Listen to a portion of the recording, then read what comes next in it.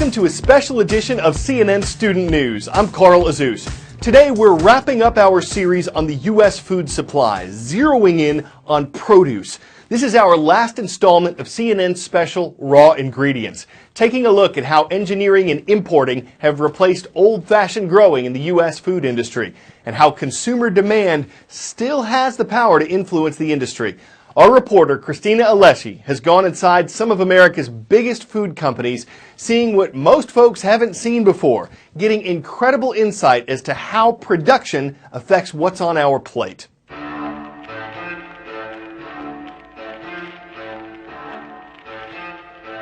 Salad. Americans are eating up to 5 times more leafy greens than they did 20 years ago. We're consuming 3 billion pounds a year. But our intensifying love affair with fresh produce is creating problems for farmers, for the environment, and even for our own health. 1 in 6 Americans, that's 48 million people, get sick from contaminated food each year. 3,000 die. Bet you think it's coming from undercooked meat and fish. Well, produce is actually responsible for about half of the illnesses. Any industry that wants to produce safe foods, they can do that. Dr. Mansoor Samadpour runs one of the nation's largest food safety consulting labs. Chipotle recently hired his company to assess and improve safety standards after the government traced an outbreak of E. coli back to some of its stores. He stocks Listeria and Salmonella in his office. This plate, in theory, is good enough to infect everyone in the city of Seattle. So. How could you get so close to it? What are you doing? Because they don't jump. Recently, the risk associated with some fruits and vegetables has become so high that the FDA began actively monitoring them for contaminants, a historic move for the agency. So how serious is the industry when it comes to keeping our food safe? We traveled across the country to find out. It's sunrise in Salinas Valley, California. This area is called the Salad Bowl of America, and for good reason. Its fields produce 60% of the leafy greens in the U.S. I think farmers are the backbone of this nation, to be honest. Climb up on this side, right? So this is water that did this? That cut this? Yeah, so it's a water knife with extreme amount of pressure. We're trying to attract better workers and a better working environment for our employees. Dirk's family has been farming this land for 4 generations. The amount of work that goes behind one head of lettuce is tremendous, and the basic consumer has no idea the intensity and the dedication to a 10-acre block of romaine. Farming this part of the world has gotten really rough. Farmers are fighting a drought, a labor shortage, and rising prices for land. Even some insiders say the industrial process is pushed to the brink. The president of Campbell's Fresh is one of them. What is the state of the food system? I would say that it's highly stressed. The past 50 years of over-farming a lot of land has created real problems on a global basis in terms of having enough arable farmland. The word I would use is stressed almost from any dimension you look at. And farming is just the beginning of the process. And yes, I mean process. How cold is it in there? It's going to be about 34 to 36 degrees Fahrenheit in there. The entire process is that cold. Taylor Farms is the largest producer of fresh-cut vegetables in the world. Any given day, we're going to have 1 million pounds of product come through this cooler. 1 million pounds? 1 million pounds of product. Whether we dice, shred, or chop, they're going through several series of cutters, and they immediately fall down into the beginning of our wash process. It kills gram-negative bacteria, which is the bad stuff. So E. coli, Salmonella, and Listeria. Taylor spent millions on the so-called smartwash system after spinach from another California company caused 200 people to get sick and killed 3. We can't eliminate it. There's no kill step in our industry yet because it's still fresh product, so you can't cook it or microwave it or do something like that. How much of a setback was the outbreak in 2006 of E. coli? I think that was a wake-up call. Beyond the human costs, it was a $350 million setback for the industry.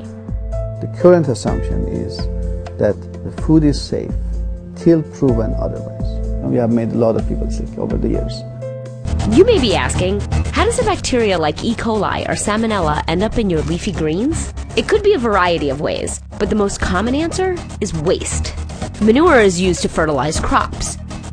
Animals, like rodents or birds, pick up the bacteria and then carry it into produce fields. People really need to kind of understand what they are eating, where it has been grown. You're planning to travel to a country and they say, when you go there, don't eat salads and don't drink water. And then you find out that your salad is coming from that place. And an appetite for year-round produce means the imports just keep coming. Well, there were always foreign producers, but it wasn't the kind of importing that's being done now. Every year we import more and more fresh produce from foreign countries. We found that in many of the outbreaks, it comes from foreign producers. The government is trying to hold foreign producers to a higher standard with the Food Safety Modernization Act, or FSMA, the most significant food safety law in 70 years. The bill sets guidelines for how companies should prevent and respond to contamination. Sounds great. The problem? Funding. How much more does the FDA really need to do its job right? Much more than what they have been asking for. How much more? I would say they need probably minimum 10 times more resources. 10 times more resources. The agency says it needs about $170 million more. A lack of money and people might be one of the reasons the FDA has stopped short of requiring routine government inspections of farms, according to critics. Instead, it relies on third-party auditors. But the agency says the new law gives the industry an accountability that didn't exist before. The goal, it says, is getting safer food to you. But with 48 million people getting sick each year and an estimated $77 billion in costs, the price of failure is high. Fresh food. It's what everyone wants to eat more of and the key to a healthy diet. And technically, it's supposed to make shopping more simple. There isn't a laundry list of ingredients on a bag of carrots, right? But sometimes shopping for raw ingredients could actually be more confusing than buying the packaged and processed stuff. So let me break it down for you. After reporting raw ingredients, people said, great, now that you've scared us, what can we buy that's safe in the grocery store? Should you buy organic produce? Well, it kind of depends. The government tracks chemical residues on our fruits and vegetables. The worst culprits? Apples, berries, cucumbers, and spinach. It might be worth paying a premium for those, or you can stick to fruits and vegetables that have fewer chemical deposits. Think onions, sweet corn, cabbage, and eggplant. The cleanest? Avocados. There is an emerging alternative, hydroponics, growing produce without soil, which is supposed to be much cleaner than an open field. Fish, you want it low in contaminants and high in omega-3s, the good fatty acids. Seafood like mackerel, shrimp, and wild salmon. Or look for pole-caught fish. Those tend to be younger, so they've spent less time exposed to toxins. But what if your local store only stocks farm-raised salmon? Those can be higher in industrial chemicals stored in fish fat, but experts say you can remove most of the bad stuff by trimming away or cooking off the fat. But enough with the veggies and fish. How about the meat? Now the ideal here is buying from companies that minimize antibiotics. The CDC says that all those drugs in our meat have created a public health threat, known as a superbug. So look for these labels. These third parties are supposed to ensure farmers are using drugs responsibly. And here are a few marketing scams you should watch out for. Terms like natural and farm-raised.